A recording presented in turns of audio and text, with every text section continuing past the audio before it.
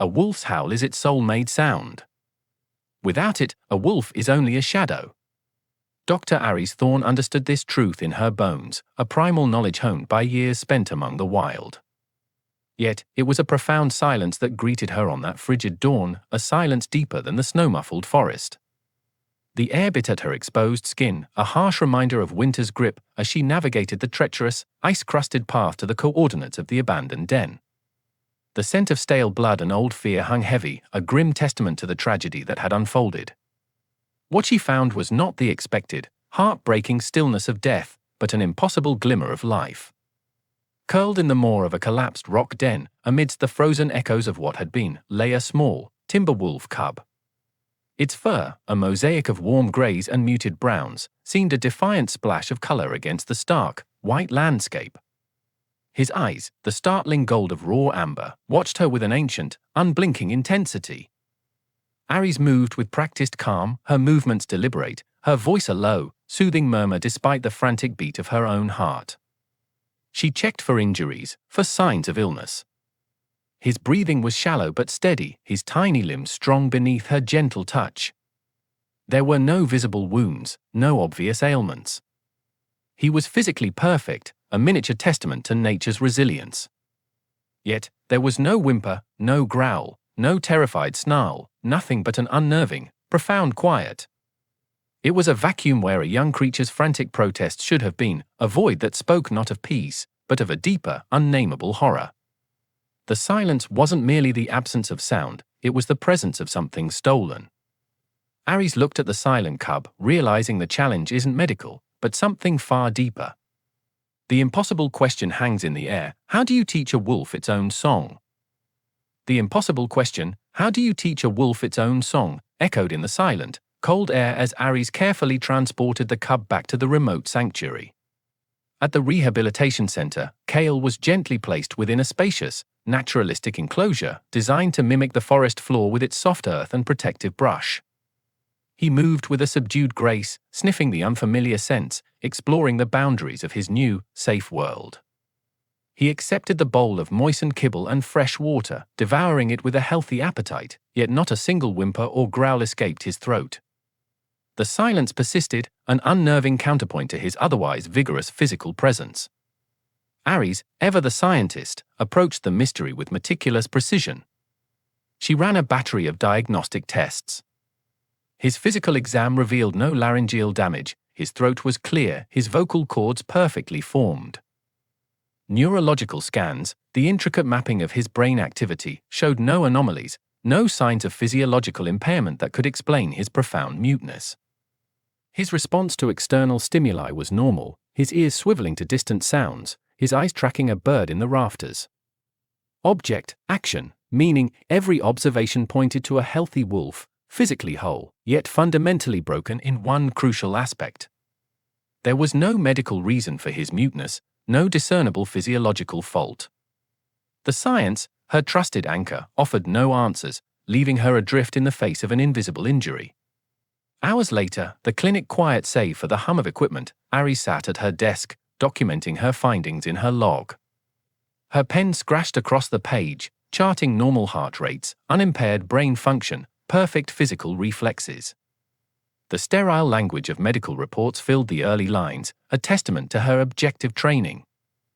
But as she wrote, the professional detachment began to fray, giving way to a more profound, disquieting observation.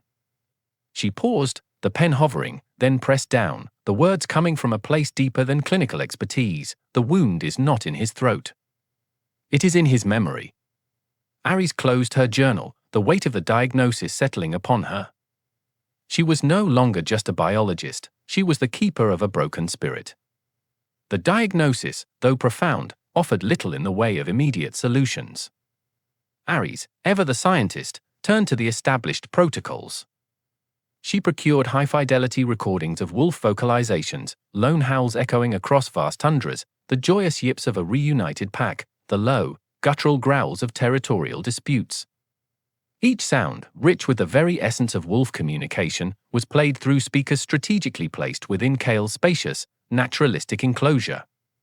She watched, clipboard in hand, noting his every subtle reaction. But Kale offered no recognition, no spark of ancestral memory. When a powerful, resonant howl filled the air, he didn't respond with a nascent whimper or a curious tilt of his head. Instead, a tremor ran through his small frame, and he would often retreat, shrinking into the farthest corner of his den, the very sounds of his kin becoming a source of distress, an alien noise that only deepened his silence. Weeks bled into a month, each failed attempt chipping away at Ariz's scientific resolve, leaving behind a growing sense of helplessness.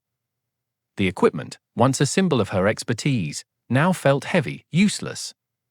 One evening, as the last sliver of sun painted the western sky in hues of bruised purple and fading gold, Aries felt a profound weariness settle over her. She discarded her clipboard, letting it clatter softly against the dirt path. The meticulous notes, the scientific data, the carefully planned behavioral conditioning, none of it mattered. With a sigh that carried the weight of her frustration, she simply sat on the cool earth outside Kale's enclosure. No expectations, no agenda, just shared presence. The twilight deepened, bringing with it the crisp scent of pine and damp earth, and an unbroken silence that was no longer unnerving, but strangely comforting. Minutes stretched into an eternity. Aries didn't move, barely breathed, allowing the quiet to simply be star. Then, a ripple in the tall grasses at the far end of the enclosure. Kale emerged, not with his usual skittishness, but slowly, deliberately. His eyes, dark and intelligent, fixed on her. He approached the sturdy mesh fence, his movements tentative yet unwavering. When he reached her, he paused, a small, furry silhouette against the fading light. He lowered his head, his nose, cold and damp, extending through the mesh, and gave her outstretched hand a soft, exploratory nudge. A silent question, a tentative offering. Aries held perfectly still, feeling the warmth of his breath on her skin. She understood the path forward isn't about teaching, but about listening to the silence. Aries held perfectly still, feeling the warmth of his breath on her skin. She understood the path forward isn't about teaching, but about listening to the silence. That understanding, fragile as a spider silk, was tested severely as a fierce winter storm descended upon the remote center. The sky turned a bruised purple, then plunged into an inky blackness as the blizzard raged. Wind shrieked through the valley, a relentless, guttural bellow that seemed to rattle the very foundations of the sturdy cabins. Snow piled against windows, burying the world outside in an impenetrable white silence, a stark visual counterpoint to the howling tempest. It was nature's own raw, untamed howl, ceaseless and profound, pressing in on all sides, trapping Aries inside her solitary world. The sound, so unlike Kale's unnerving quiet, was yet a mirror, a deafening void where meaning once resided. The wind's mournful cry wasn't just noise, it was an echo of a sound she knew too well, a sound that had torn through her own life years ago, leaving her similarly broken. The hospital hallway. The hushed, gentle voices of the doctors. The sudden, agonizing quiet. Her own throat had been tight, constricted, unable to form words, unable to scream. A silence, not peaceful, but annihilating. Grief had stolen her voice, just as abandonment had stolen Kale's. It was a wound that had never fully healed, merely scarred over, buried beneath layers of scientific detachment and careful control. The storm tore at her defenses, ripping them away, leaving her exposed to the cold, stark truth of her own buried pain. She left her warm office, drawn by an unspoken need, moving through the facility's dim corridors until she reached Kale's enclosure. Through the observation glass, he was a dark shape in the artificial twilight, huddled against the rising wind. She sat on the cold floor, her back against the wire mesh, seeking comfort as much as giving it. She spoke to him then, for the first time not as a subject for study, but as a confidant, a fellow traveler in the land of the lost. Her voice was a low whisper, barely audible over the storm's fury, raw and honest. "I know what it's like to lose your voice in the dark." Kale, who had been watching her from his den, slowly emerged. He came to the fence, his eyes, reflecting the dim light, fixed on hers. He didn't make a sound, but he rested his head against the fence near her, a silent gesture of shared comfort. Their wounds, though different, speak the same language. Months bled into seasons, and with them, a new understanding blossomed between Ares and Kale, a language woven not of sound, but of profound, unspoken presence. It began with the subtle shifts in Kale's posture, a slight tilt of his head signifying curiosity, the almost imperceptible flick of an ear acknowledging her approach, or the low sweep of his tail expressing a nascent contentment. Ares, in turn, learned to respond in kind, mirroring his quiet intensity, her movement slow and deliberate, her gaze unwavering yet gentle. Their communication became a complex ballet of shared stillness, where a prolonged look held entire conversations, and a shared breath across the mesh fence was a promise of safety. Their daily routine settled into a quiet harmony, a testament to their unique bond. Each dawn, as the first pale light stretched over the evergreens, Ares would find Kale already waiting by the enclosure's edge, his silhouette stark against the rising sun. They would sit together, Ares on the cold earth, Kale inside his secure world, observing the waking forest, their minds synced in a wordless symphony. At dusk, as the shadows deepened and the stars began to prick the inky sky, Ares would return, offering a final moment of shared peace, simply being near him as he settled for the night. She had learned to read him perfectly, anticipating his moods, understanding his silent questions, and offering comfort without a single spoken word. This silent world, built on trust and shared vulnerability, was Ares's sanctuary, a place where her own buried grief felt less heavy. Then, the outside world intruded. A colleague, Dr. David Chen, visited the center, his initial skepticism giving way to open astonishment as he observed Ares and Kale's interaction. He watched in silence as Kale approached Ares, nudging the fence with his nose, his eyes soft and trusting. "I've never seen anything like it, Ares," David admitted, his voice a low rumble. "The connection, it's truly remarkable." His expression, however, soon tightened with professional concern. "This is beautiful, Ares. Truly. But the review board won't see this. They only listen for a howl." The colleague's words echoed in Ares's mind as she watched Kale, now peacefully resting in a patch of sunlight, oblivious to the bureaucratic shadow that had just fallen over them. Their perfect, silent world was under threat from the loud, demanding world outside. The colleague's words, "They only listen for a howl," resonated long after he'd departed, a discordant note in the quiet harmony Ares shared with Kale. Days later, the inevitable arrived, not with a roar but with the sterile chime of her inbox. An email, stark and official, appeared. Subject: Kale, Wolf ID, WA073, Viability Review Scheduling. The brief message outlined the details. "Please be advised that the Wildlife Service Review Board has scheduled the official viability assessment for Wolf WA073 for the morning of October 12. Compliance with rewilding protocols requires evidence of full species typical vocalization. Further details attached." Her breath caught in her throat. October 12th. The date was set. The clock was ticking.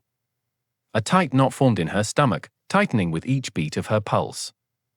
Asterisk full species typical vocalization. Asterisk it was a euphemism, a bureaucratic gloss for the one sound Kale couldn't make, a howl. She called her supervisor, Mark, the moment she could compose herself. He answered with a weary sigh. "Ares, I saw the notice." "I'm sorry."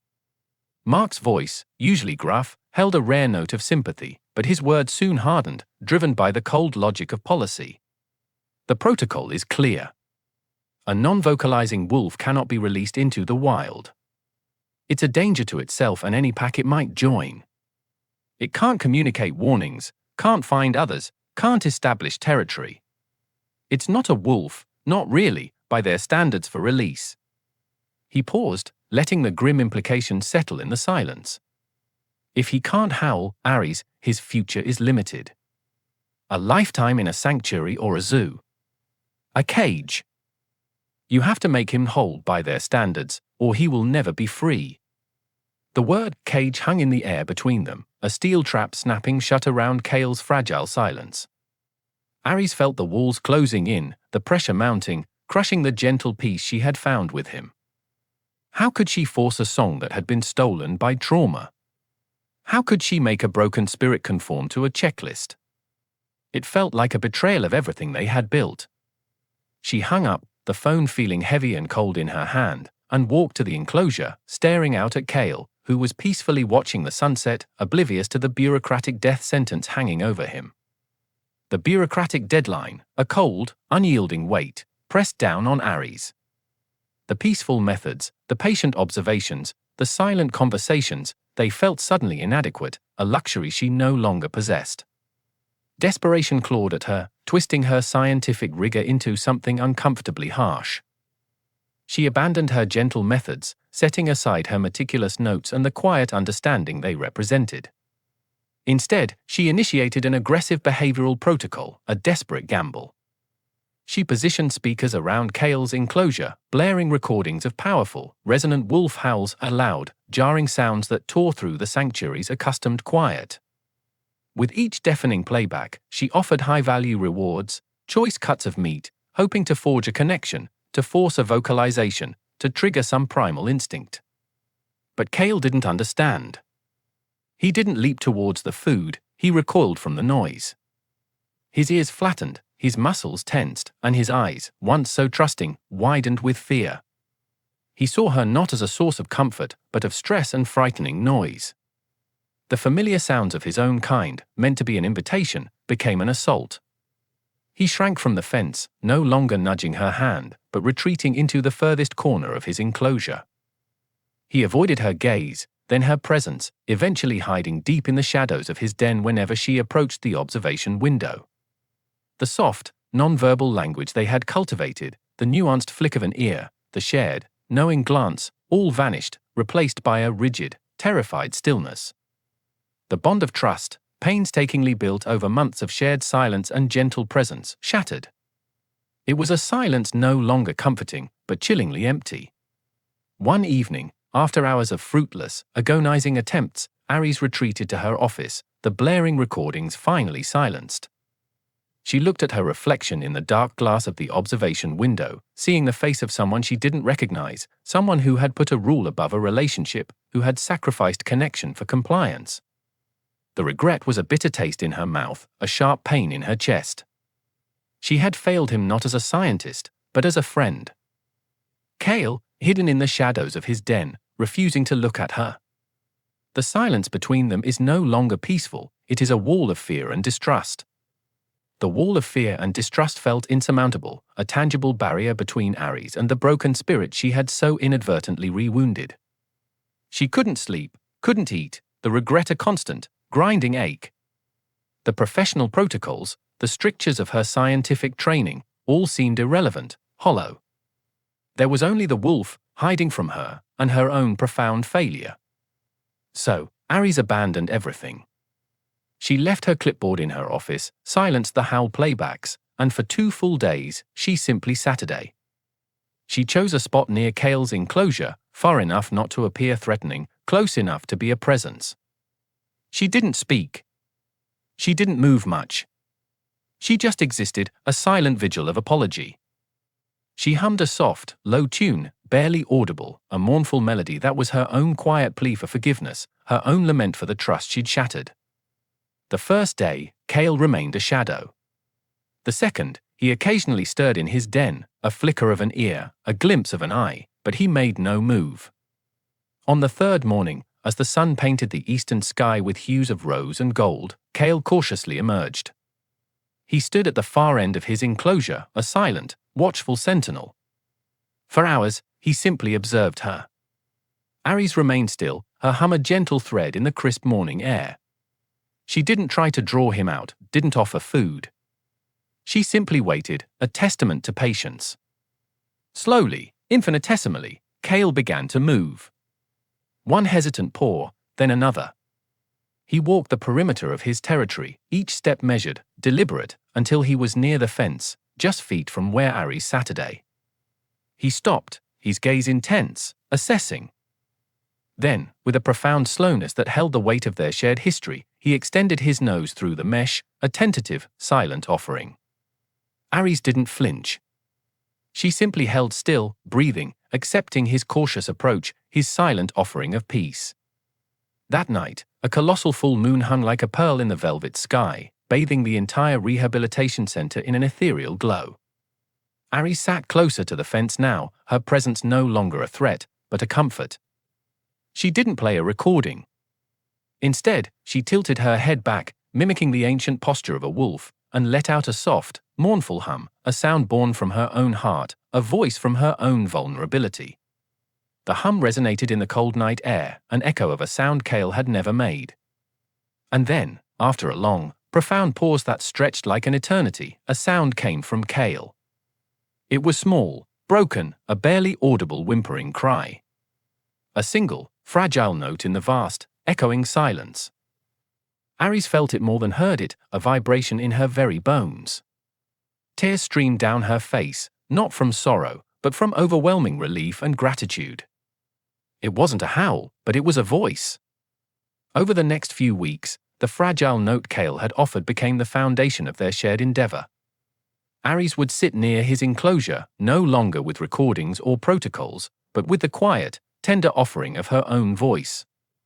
She would hum, a low, melodic vibration that carried across the cool air, a wordless invitation. Kale, still wary from her previous desperate attempts, would watch her from the shadows. Slowly, cautiously, he would respond. His replies grew steadily stronger, not yet a howl, but a distinct vocalization, a soft oof, a low growl, a plaintive whine that gradually gained resonance. Each shared song that built a fragile bridge, reinforcing the trust that had almost been shattered. His confidence, like a hesitant ember, began to glow, fanned by Aries's patient presence. He started to look at her not with fear, but with a burgeoning recognition, a shared secret language emerging from their combined silences and tentative sounds.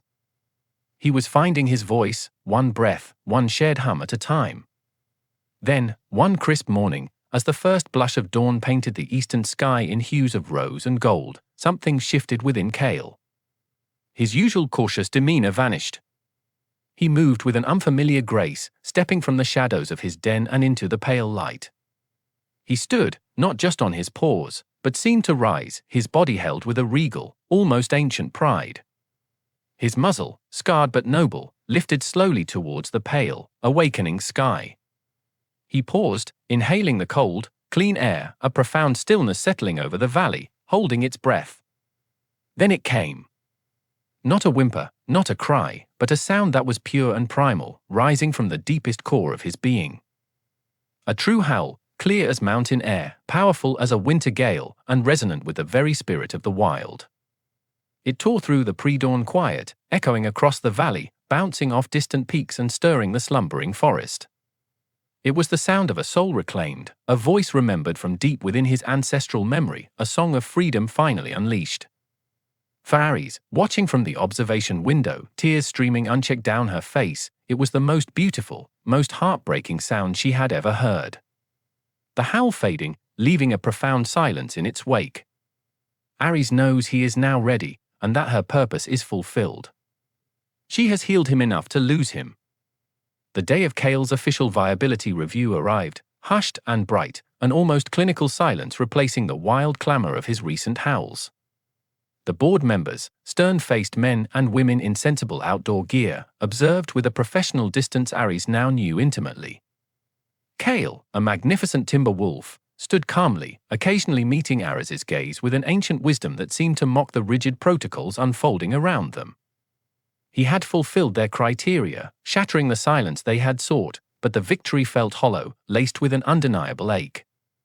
Aries walked beside him, a lead in her hand that felt less like guidance and more like a tether to a rapidly vanishing past. They moved through the familiar paths of the preserve, each step a countdown to an inevitable farewell, heading towards the boundary where Kale's world would truly begin again. At the outermost edge, a heavy metal gate, a demarcation between the sanctuary and the wilderness, stood open. Aries unclipped the lead, her fingers trembling slightly. Kale stepped through, his gait fluid and powerful, a creature reborn into his element. But then, he paused. He didn't race off, didn't vanish immediately. Instead, he turned, his golden eyes locking onto hers. It was a gaze that transcended species, a profound, silent acknowledgement of shared sorrow and hard-won triumph. A thank you, a farewell. Then, with a final, almost imperceptible dip of his head, he melted into the dappled shadows of the ancient forest, becoming one with the rustling leaves and whispering pines. He was gone. A year later, the seasons had cycled through, painting the valley in greens, golds, and whites. Ari stood on her usual lookout point, the wind whipping strands of hair around her face, the scent of pine and damp earth a familiar comfort. Dusk was settling, painting the sky in hues of bruised purple and fiery orange. And then, it began. A tentative chorus, swelling from the distant tree line, a pack of wolves, calling to the deepening night. Aries closed her eyes, letting the primal symphony wash over her. She listened, not just with her ears, but with her heart, for a particular timbre, a certain resonance. And there it was. Clear, strong, and unmistakably familiar, cutting through the wild chorus. A voice full of life, full of freedom, a melody that could only belong to one wolf. Her wolf. Her Kale. A single tear falls down Aris's cheek, but she is smiling.